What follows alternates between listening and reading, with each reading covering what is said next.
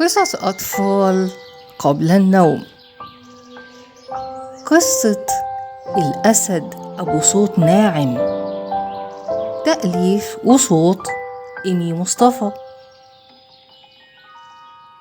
في الغابة كانت الأسد ماما حامل، قعدت تدور على مكان تولد فيه بأمان.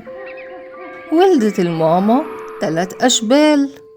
اهتمت الأم بالشبلين اللي زيها ورفضت ابنها التالت لأنها اتفاجئت إن صوته ناعم مش بيزقر زي باقي إخواته، فكانت دايما تهتم وترعى الشبلين الاتنين بس. أما التالت أبو صوت ناعم، مامته سابته نايم ومشيت هي وإخواته وسابوه وحيد في الغابة. الأسد الصغير المسكين صحي من النوم، لقى نفسه لوحده. فضل يدور على مامته واخواته، معرفش يلحقهم لأنه لسه صغير قوي.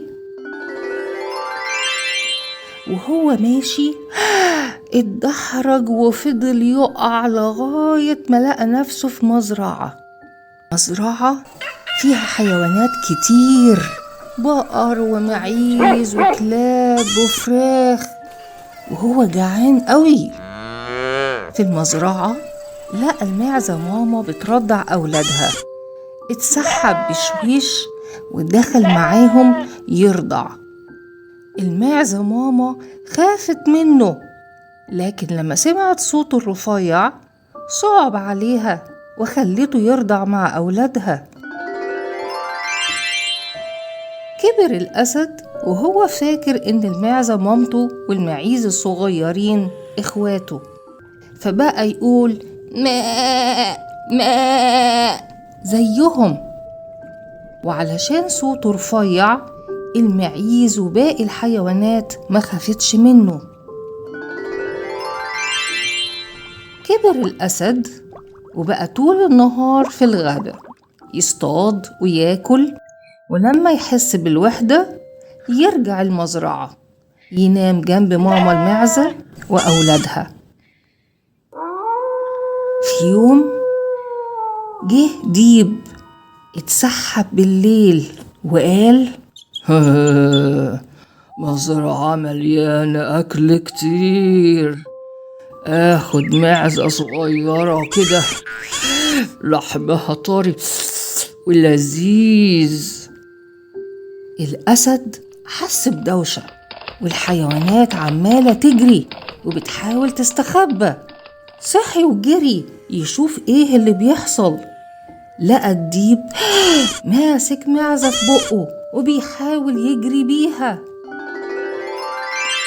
الديب أول ما شاف الأسد اترعب وبدأ يعرق وقال جالك الموت والأسد مش هيرحمني. أول ما الأسد بدأ يتكلم كان صوته رفيع وأشبه بمأمأة المعيز. ضحك الديب قوي وقال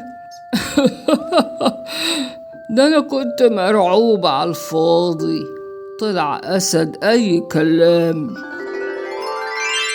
اطمن الديب وراح يكمل مهمته ويخطف معزة جديدة.